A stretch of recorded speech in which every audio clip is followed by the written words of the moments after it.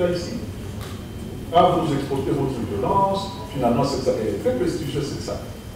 Aucune ambassade n'a été dans cette salle, dans l'ensemble du palais, que l'ambassade du Congo. C'est un grand respect pour nous. Mais depuis hier, ils nous disent non, non, non, la prochaine fois, vraiment, on va y regarder par 2 fois pour vous accorder cette salle. Vous voulez? Combien de fois on a annulé les manifestations ici? Combien de fois on nous a empêchés de faire même des cours gratuits de langue pour vos enfants ici à Bruxelles? Combien de manifestations, même d'indépendance? L'indépendance du Congo, profanée parce que les autres veulent combattre la balkanisation. On revient au même, dans la mesure où la violence est pour déjà très bien jouée. Celle qui est ici, ces gens qui viennent de Kinshasa ou d'ailleurs ont vu des milliers de gens mourir. Donc venir m'impressionner parce que vous m'aurez jeté une pierre, vous m'aurez tapé, vous ne m'impressionnez pas parce que il semble que nous soyons devenus la capitale de tous les effets du monde. Donc, on sait déjà ce qui se passe. Ces jeunes gens doivent être aussi éduqués. Et d'ailleurs, vous dites jeunes gens, professeur, il faut peut-être corriger. Il y a de plus en plus d'aînés et des messieurs de jusqu'à 60 ans qui sont dans le combat. Il y a beaucoup de gens désespérés. Il faut faire cette étude sociologique pour qu'on catégorise et qu'on sache sur quoi appuyer pour que nous puissions aller dans la minuscule. Il ne faut pas admettre la loi de Gresham dans ce domaine. C'est-à-dire la mauvaise monnaie chasse le bon. Il ne faut pas que le mauvais Congolais chasse le bon. Le bon qui est là doit aussi continuer à se battre pour démontrer que nous avons une autre image à montrer au monde. Voilà.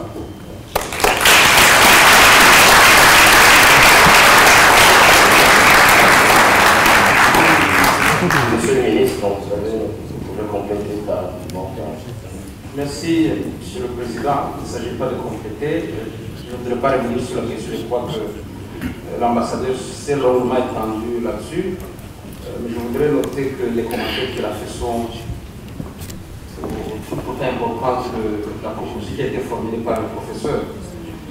Ce qu'il faut retenir, en fait, c'est que cette question de combattant, c'est une question qui appelle une responsabilité partagée entre la partie gouvernante et la partie diaspora. Je crois que c'est cela que je retiens de commentaires qui vient d'être fait par l'ambassadeur, mais également des recommandations pertinentes qui ont été faites par le professeur.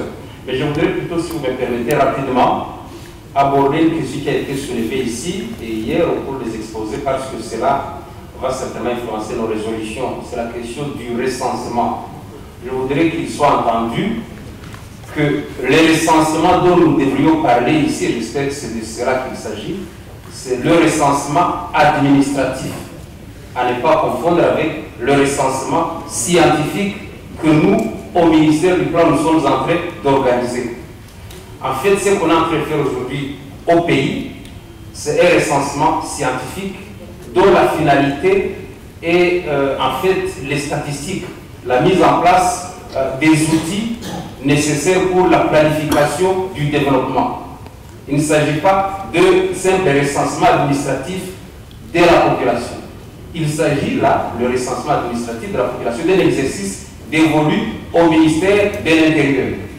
Ils ont mission d'avoir un registre d'état civil qu'ils doivent actualiser régulièrement et ils le font, mais il leur est aussi demandé que périodiquement, ils fassent un vrai recensement administratif. Et là encore, malheureusement, dans notre pays, les tout derniers vrais recensements administratifs exhaustifs remontent, je crois, autour des années 70. Non. Non, je précise, s'il vous plaît. Le recensement scientifique organisé par le ministère du Plan, le tout dernier remonte à 1984. Mais le recensement administratif, censé être organisé par le ministère de l'Intérieur, le tout dernier remonte avant les années 1980. Donc là aussi, il y a un besoin pressant. Donc je voudrais juste préciser, chers amis, qu'il doit être entendu que le recensement dont nous avons parlé dans nos résolutions, il s'agit du recensement administratif, parce qu'il n'y a que celui-là qui peut permettre d'aller au-delà des frontières et de recenser donc la diaspora.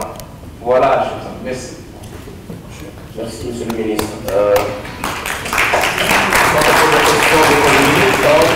Malheureusement, je vois qu'il est exactement 11 heures, parce que sinon nous débordons sur la suite. On a encore une communication de 10 minutes, éventuellement avec des questions et tout ça, mais bon, vous aviez, oui, ça va. Une minute.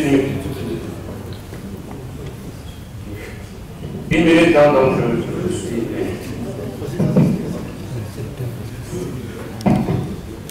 Voilà. C'était juste une petite intervention par rapport à au commentaire de l'excellence monsieur l'ambassadeur. Au fait, moi, mon interprétation de ce qu'il y a eu par rapport à l'intervention du combattant d'hier, je commençais d'abord par saluer les langues qu'a eu monsieur l'ambassadeur de savoir initier des rencontres comme ceci. C'est déjà une très bonne chose parce que au cours du 3e forum, il a été évoqué la question des combattants. Et l'évocation de cette question, et aujourd'hui, cette table ronde a fait qu'on puisse déjà commencer un début de dialogue. C'est-à-dire que si nous sommes là, en séance, en train de travailler, c'est pour savoir trouver des résolutions et des résultats probants, pour savoir influencer la communication, la cohabitation entre ceux qui sont en entente et ceux qui ne le sont pas. Je pense que c'est là même la force du pouvoir de savoir convaincre. Parce qu'en politique, c'est bien là même le jeu. Et je dirais, je peux condamner, excusez-moi, je serai concis, je peux condamner le sens. Je pense qu'au fur et à mesure, les situations d'un côté et le comportement d'un autre changeront. Ça atténuerait, parce que vous remarquez aujourd'hui, la même impulsion n'est plus la même. Est-ce que c'est une recommandation, s'il te plaît? Non, c'est juste une observation, parce que, voilà, c'est juste une observation, parce que je ne peux pas le dire d'aparté, et qu'on ne puisse pas savoir le partager. Donc vous me permettrez, c'est juste à ce juste titre. J'interviens. Je dis que j'ai condamné la dernière fois que l'ambassadeur avait été agressé. Je me suis rendu personnellement à l'ambassade, vu que je ne suis pas l'un des commanditaires ou l'un des participants ou des associés à cet acte, mais j'ai eu à condamner. Pourquoi? Parce que je me sens congolais. Et quand un autre Congolais a subi un préjudice injuste par rapport à d'autres, c'est condamnable. Mais cela ne veut pas dire qu'on doit les exclure, les cantonner. Ce n'est pas une très bonne chose. Donc, nous cherchons plutôt à savoir connaître, travaillons dans le sens de savoir cohabiter et de savoir arranger les choses. Je pense que c'est le bien fondé de cette table. Ça va, merci. Monsieur, vraiment, si les interventions sont de cette... je serai obligé de couper, hein, parce que si vous vous montrez discipliné pour en une minute, sinon je coupe. Oui, une minute, est-ce que vous avez un complément? Je m'excuse, Henri et l'autre. Vraiment une minute, vous dites quoi de plus? Monsieur le Président, je vais être très précis. Hier, nous n'avons pas eu l'atelier 5 sur la communication. Donc, communication, comment améliorer la communication et la collaboration entre la diaspora et les autorités. Donc, l'ambassadeur en a un peu parlé. C'est vrai que nous devons montrer une image et je pense qu'il est temps que notre communication soit bien ciblée et surtout professionnelle. Et à ce moment-là, je sais qu'il y a le professeur Tamboué qui devait faire une communication, mais rien n'a été fait à ce moment. Il a fait la communication, mais on n'a pas eu le temps de travailler à la télé. Ça va. Oui.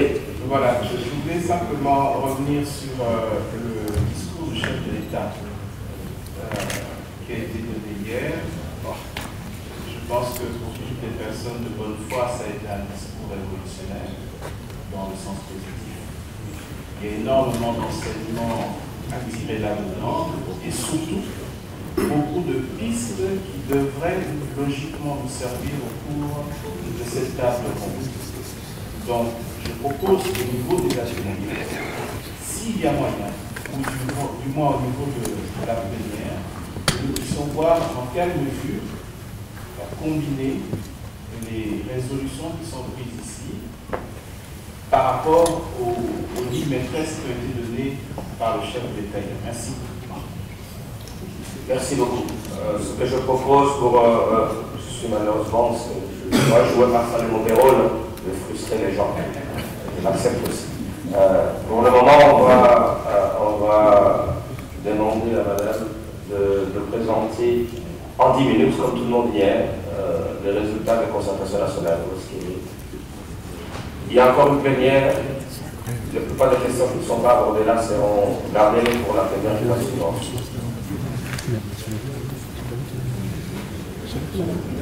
Vous êtes là? Oui, donc allez-y, donc je dois préparer votre PowerPoint, c'est ça? Oui. Parce que 10 minutes, oui, c'est ça. Et vous voulez dire quoi? Mention, en fait, c'est la première fois de ma vie que je fais une mention. J'essaie que 10 minutes, c'est trop pour rendre compte de concertation. Merci. Moi, je pense même que c'est peu. C'était 20 minutes à la base. Pardon, parler de la question essentielle de la communication. Pourquoi l'écho? Parce qu'il y a tout un travail de déconstruction et j'ai pas eu 10 minutes, je ne comprends pas qu'on puisse donner 10 minutes pour résumer ce que nous avions fait aux concertations. J'étais maintenant aux concertations. C'est un format trop gros. Ça va, ok, allez-y. Vous avez votre communication. Franchement, je suis désolée. On a fait des concertations pendant 3 semaines. Je ne pense pas que les choses qui se sont faites en 3 semaines, on les aborde en 10 minutes. Je suis désolée parce qu'il va de la problématique de la République démocratique du Congo. Merci. Attendez, je vous donne